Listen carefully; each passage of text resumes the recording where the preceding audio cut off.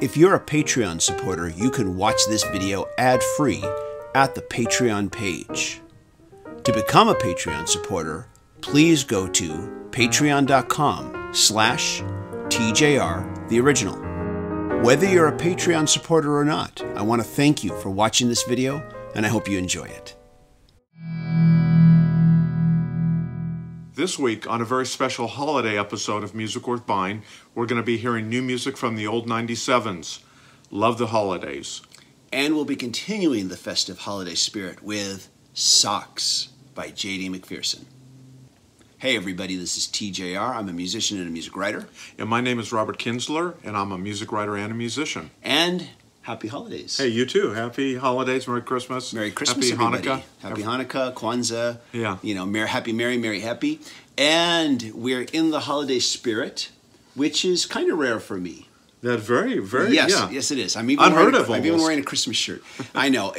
I know that you always have had a real love for Christmas music. Yes, I have. Yeah, And going way back. My parents used to play, I think, Tchaikovsky's and Nutcracker. Used to hear that.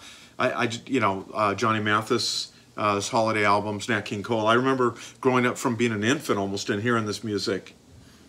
I heard Christmas music, of course, growing up too, but I don't know why. I grew up with this kind of, with this barrier between me and Christmas music, which is not to say that I didn't like certain Christmas songs. I did. But by and large, I wasn't one to really tune in on Christmas songs during the holidays. I wasn't one to really listen to them more frequently during the holidays. You know, I just wasn't that into it. There may be a few songs I like. But little by little, as we've done this show together, you've kind of warmed some of the colder aspects of my black heart and gotten me to start appreciating more Christmas music and even wanting to maybe occasionally hear some Christmas music during the holiday season. So today we have two holiday-themed albums that we both are excited about. And they're both new, too, which is really exciting. They're both new. And another interesting thing, just by coincidence, they happen to be both from artists who are known for a more roots approach to rock and roll. Yeah. And also two artists that you wouldn't expect to do a holiday album. Oh, yeah. I think that's true. Yeah. Yeah. And so now, do you want to, which one of us should start? Should I? I'll go ahead and start. Yeah, why don't you start what the heck? I mean, I think yours. both these records, people are going to be excited to Yeah. hear a little bit more about them and check them out. I'm curious about yours. Yeah. I haven't heard it yet. Now, I'm bringing Love the Holidays, which is from old 97s. Now, old 97s have been around for exactly recording, I think, for about 25 years, since the early 90s. And this is their first ever full-length Christmas album, at least as far as I could find, and the liner notes that I got. And, you know, it is a keeper. This thing is just, it boasts the band's kind of alt-country, kind of freewheeling rock style, but even the original songs, you know, they tie in with a few of the traditional tracks, and they really have that Christmas spirit that for people that listen to holiday music a lot, they're going to know what I mean. It's just a certain sensibility and a sense of style that they bring to it, and I don't know how much of it was kind of innate, like they just had it in them, maybe. But this is just a great album. I want to ask before we hear anything: is this a mix of covers and originals? It is. But I would say the majority of the tracks. I think there's 14 tracks on it. The majority of them are original. There's a few traditional songs, and those they throw on at the end of the album. The first part of the album, actually, it's more than the first half, is all original songs that they've written or they've co-written with other songwriters. But just great material. You know, I just made a few just quick notes here. I'd written the 14 songs, and I have to tell people, and we'll listen a little bit of one of the tracks, but the title track. Let me just read you some of the lines so you can listen to them if you hear that part. But I love the holidays, all the wacky, weird ways people worry and they pray as they pay and they say, I love the holidays. So it has this really great, but when you hear the music, you're going to know why those lyrics work. But they just really bring kind of, they tap into the world around them today in 2018, but it somehow captures and, kind of the spirit that we think of as being kids and when you first fall in love with Christmas growing up and everything, So, Excellent. Should we I'm kick the... curious to hear, yeah. Well, why don't we listen? So let's listen to a little bit of the title track from Love the Holidays. Excellent. Okay, here we go. Let's check it out. All around the Christmas tree. Ooh, I love the holidays. All the wacky weird ways.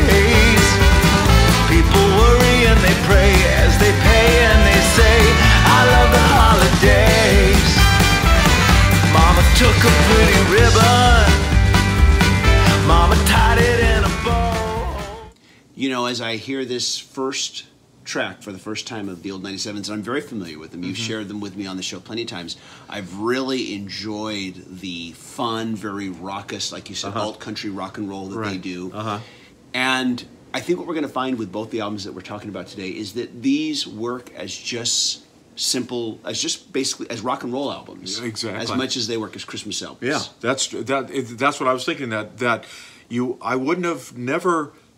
I never gave a thought about it, that even being a fan of the old 97s for many years, having seen them many times, that they would do a holiday album. And it is so natural when you hear it. This song kind of sums up, you know, the spirit of this album, that it reflects kind of their raucous, freewheeling spirit, but also, you know, it's infused with that kind of holiday dust. You know, it just works. And you know, and I have to say that the package is also, of all the holiday albums I've got this year, maybe this one and the most recent album from the Monkees are the best. I mean, it's just beautiful. I love this. You can see kind of this great artwork, and then when you open up the mini album gatefold, look at that, just a great photo of the band. And wait till you see the little booklet, because this also has great cover art of the band. You know, they went all out on the photo shoot, but it's so nice to read the lyrics. They're so clear. You know, even though they're using the holiday, the Christmas colors here, they're great. You know, and then everywhere you know it, it's love the holidays. You know, just an amazing package, and kind of reflects how great the album is. And I think the band really put a lot of time and effort. I didn't read a lot about how long it took to write the album and record it and all that stuff. But it's obviously a very ambitious and album that they put. You know, they put as much effort into the creation of this album as they have to any of their albums, I think. And it really, it sounds, and it looks like as I look through the lyrics booklet, I noticed it is pretty much all original songs till the very end, and then you've got some standards. At the then end. You have some standards, and the standards are very well done. They you know, melodically, they don't lose anything on what you think of the originals. Like whether you hear "God Rest Ye Merry Gentlemen," it reflects that, but it also, they do not abandon kind of their freewheeling, hard rock and alt country spirit. That is fully intact here. So they haven't compromised who they are as a band. They're just kind of celebrating the season, which is what it's all about. And what are we going to hear next? Yeah, let's. You know, I was thinking about that. I know we've been talking about kind of their raucous nature. But let's listen to something a little bit more tender, just to give people an idea about how talented the band is and how great a singer Rhett Miller is. And this song is called "Snow Angels," and let's hear a little bit of that one. Sure. Look to your left, look to your right. Every one of us is a beam of light. Friends all around, not a villain in sight. So once again, my first time ever hearing this song, and even more so than the last song, this song just works as an atmospheric ballad. I don't know if ballad is the right word, but just as an atmospheric piece. If I didn't know it was from a Christmas album, I might not immediately catch on to the fact that it's a holiday-themed song. I might just catch on to the idea of the song having this feeling of like a spirit of light. You know, which you could apply to almost any time of year. Not just Christmas. And it's a very reflective, beautiful song. Like you said, and it works within or without of the season. You know, it works anytime. I think it works anytime at all, and that's one of the great things about it. It's a good bit of craftsmanship in the songwriting is to be praised because of that.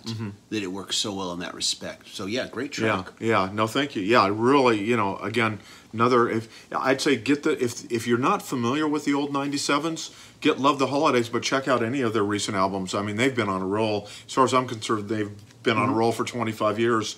Wow. Just so many high points. Just such a great treasure of American music, and kind of one of the leaders and the pioneers of kind of what we think of as kind of the more up-tempo, energetic side of Americana and roots rock and everything. Great band. Okay. So what did you bring in today? Well, I've got the latest album by J.D. McPereson, whom I've talked about on this show before. And now he has not been around as long as the old 97s, but I have brought two of his albums, Let the Good Times Roll and Undivided Heart and Soul, which were his second and third albums, respectively. I need to catch up on his first album. And this is his fourth album, actually. And in his promotional materials, he talks about that this album, which I'm going to hold up now, entitled Socks, he says it's not a cash grab, it's not a stopgap between albums. He considers this his official fourth album, even though it is holiday themed, and it is called Socks. Now, first of all, I love the fact that the title doesn't even imply that it's a Christmas album. Of course, if you look at the artwork closely, trying to get rid of the glare. Yeah, there you go. There you go. You can kind of see that it is, because you see a Christmas tree, of course, in the background. And it's a wonderful retro-style cartoon that is very reminiscent of, I think, of the 1950s. Of the art styles that what was considered the modern art style of the time, a cartoon style. There's a strong Peanuts influence if you look at it closely. Of a little boy, of course, being disappointed with the fact that he got socks for Christmas, and that's why it's called Socks. And there's a song entitled Socks. And in fact, I think I'm just going to start with that track, which is track 4 on the album, and we're going to listen to a little bit of Socks. Here we go. Give it a little shimmy shake, and what do I hear? Socks. Socks. This is the worst gift I ever got. It doesn't beep or buzz or pop or rattle in the box. Hey, why'd you waste the... Now, that's my first time hearing this, kind of like you with the old 97s. I love that. I love kind of the retro sound. You know, it recalls kind of the 40s and 50s. But I just love the great wry sense of humor and the lyrics and stuff. It just has a great mood to it. It just puts you in the spirit of the holidays. Even though it's terribly cynical. Cynical it is. But it's fun. It's cool. It's funny. It really captures that feeling when you're a little kid. Yeah, it does. And you open up a gift with socks, and how disappointing that can be for a kid. I keep thinking of that scene from the movie A Christmas Story, which was a film that all of my family had seen except for me, because I was so bah humbug. And they got me to watch it. And there's that wonderful scene where the kids, the two brothers, are opening up all their gifts, and they're excited about this toy or that toy, and they each open up a box with socks. They go, yeah, exactly. Whatever. Because I can remember being a kid too, and my late grandmother, I remember she got me a sweater or something like, and of course all you want is toys or this and that, or something like that. So, and it's like you don't appreciate it at the time, and now in retrospect you say, yeah, I'm thankful she got me that, but... Actually, as an adult, yes, if you got me some really good, like, REI type socks, I'd be like, oh, thank you, I could use these. These are really helpful. Exactly, yeah. Hey, they don't have holes in them. That's a good thing. Exactly. And so let me show you the packaging. This isn't a standard jewel case, and I'm going to just, I've pulled the booklet out here so we can better see the artwork. What I love is that this artwork continues throughout the entire booklet. I think I love how it's graphically set up. Lyrics are easy to read, but you keep getting more of this wonderful, some would call 20th century modern style of artwork that was very popular in the 50s. A lot of cartoonists began to do this very kind of, and also animation outside of Disney. You had this push towards a much more representational style of animation and artwork and cartooning. And once again, also... There you go. Yeah, you can do it there. And that way they don't get the glare. Yeah, which I think was very much epitomized by Peanuts, by Charles Schulz's Peanuts strip. This kind of very minimalistic style, but filled with lots of expression. And harder to do than people think, to draw minimally. And I'm getting into art now for a moment here in cartooning, one of my other passions. But I love how this just continues on from page to page with this book. And so now we are going... Oh, and I should also show you just the disc itself here. Let me open up the jewel case here real quick. There we go. Also, love the very retro style disc there. That looks very cool. So now we're going to check out a second song, and this one is called Holly, Carol, Candy, and Joy. Oh, when the snow starts to falling and it covers up the town, it's such a cozy fire when that holly hangs around. What a lucky, lucky boy. A holiday with Holly, Carol, Candy, and Joy. Candy, sweeter than a sip of brandy. Peppermint. And again, everybody, that's my first time hearing this song. it just gets you right out of the gate. Very melodic, very playful use of lyrics again, and just has a real sense of fun, and like I like the fact that it really brings you back to another time, yet it sounds also simultaneously very modern. You know, if that makes sense. I agree. I mean, I'm trying, because it's my first time listening to it, you're trying to, kind of say, okay, where does this fit in? But it just immediately grabs you, like this is something you may have heard maybe 10, 15, 20 years ago, but it also sounds very much of 2018. I really enjoy it. The songwriting feels like authentic to the time period. I don't want to say the production is modern. I want to say that you can hear some modern influences in how the song is arranged, how the different instrumentations are performed. There are certain modern influences that are very subtle that give you that feeling. Yeah. But mostly it's just a fun song. It's this great little play on the words, because each one of and I'm probably going to get it out of order, but Carol, Candy, Joy, Holly, Holly, Carol, Candy, and Joy. I forget it, but each one is a woman's name, along with being a Christmas term. And he does wonderful plays on words with each one of them. He finds there's a lot of attention paid to the lyrics in these songs to make them something that you really want to pay attention to. What little wordplay is he going to do? What double entendre? And that struck me too. I agree. That's exactly, just the lyrics jump out at you, and he's so very literate and very good in his presentation with combining the singing and his lyrics. Really good. And a lot of what you talked about, how about the modern influence, you hear that in his last album, Undivided Heart and Soul. He actually had one of the guitar players from Queens of the Stone Age, helping him with some of the songwriting and crafting out some of the songs, even though he kept that 50s style that he's always had, that kind of that retro basic, style. Retro style. So you hear some of that even in his last album, and you hear little touches of it here too.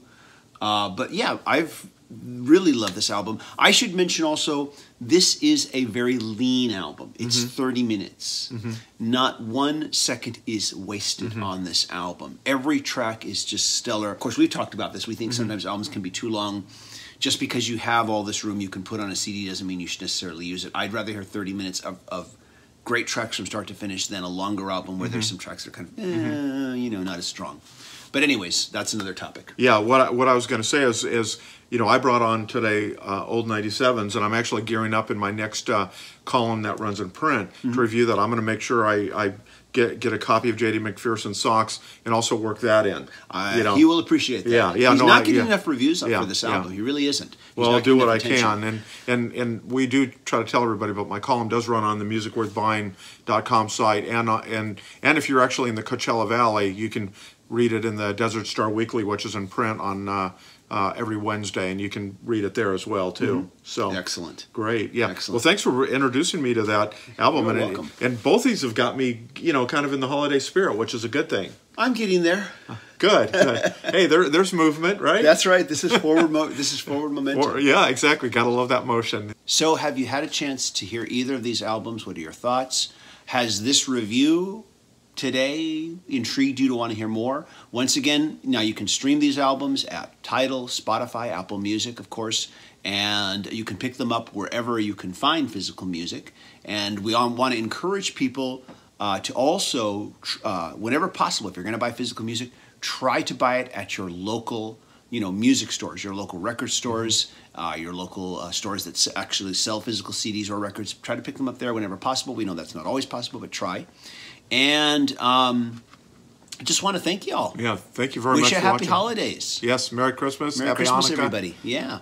And I'm TJR. And I'm Robert Kinsler. We'll see you next time. Bye. Who's going to open? You. Okay. 3, 2, 1. Right. Let's cancel. Okay, here we you go. drive. I'll do it again. 3. Serious face. Okay. Here we go. And you start. 3, 2, 1. Hey everybody, this is TJR. I'm a music writer and a musician. And this is Robert. Damn it. That's yours. That's not my mine. line. Yeah, Yes. exactly. Okay, here we go. All right, serious face. Okay. 3, 2, 1.